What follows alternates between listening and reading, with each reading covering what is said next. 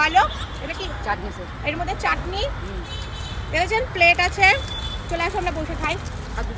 আমরা যাই না দুজন একটু এই যে, দুজন খাওয়া।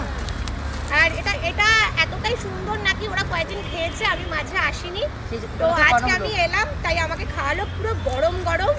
ওয়াও, আমি তো আজকে জমিয়ে খাবো। আমি তো খাই দেখো একবার। তো বন্ধুরা এখন আমি খেয়ে নিই, আর আপনারা খুব ভালো থাকবেন। ভিডিওটি ভালো লাগলে অনেক অনেক অনেক লাইক, কমেন্ট আর শেয়ার করবেন।